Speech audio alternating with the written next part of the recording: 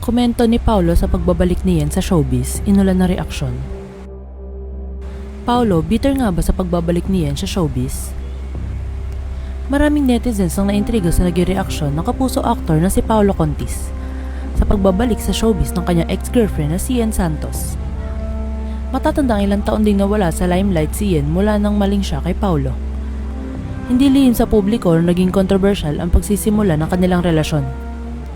Matapos iturong third party si Yen sa hiwalayan ni Paolo at ng live-in partner nito noong si LJ Reyes. Nagtrending pa ang Baguio as a friend na linya matapos maispatan sina Paolo at Yen na magkasama sa Baguio sa kasagsagan ng hiwalayan nila ni LJ. Ngunit itinanggi ni Paolo na may namamagitan sa kanila ni Yen at iginiit na magkaibigan lang sila. Pero makalipas lang ng ilang buwan, inamin din ni Paolo na may relasyon sila ni Yen. Ayon kay Paolo, hindi niya napigilang mahulog ang loob kay Yen. Dahil dinamayan siya nito noong binabati ko siya ng netizens dahil sa hiwalayan nila ni LJ.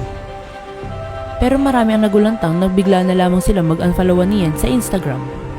Hanggang June 2024 ay kinumpirma ni Paolo na hiwalay na sila ni Yen. Kasunod dito, naling si Paolo sa kanyang tahanang pinakamasaya co-host na si Ara San Agustin. Pero mismong si Ara ang nagsabing wala silang relasyon ni Paolo. Samantala ngayong May 2025, ginulat niya ang lahat nang bigla niyang i-anunsyo ang pagbabalik showbiz niya.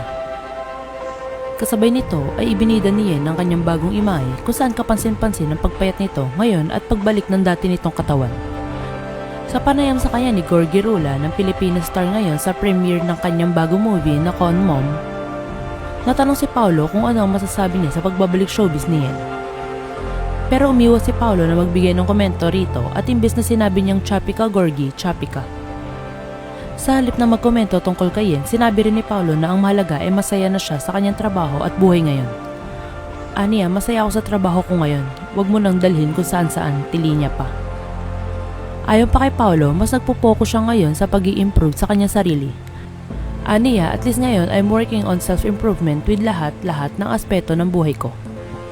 Inulan na reaksyon ang pahayag ni Paolo dahil mukhang nasaktan daw talaga ito sa hiwalayan nila Yen. Halata rin daw na ayaw nitong pag-usapan si Yen. Maraming netizens naman na nagsabing kinarma na si Paolo dahil ngayon ay mukhang wala ng babaeng gustong makasama siya.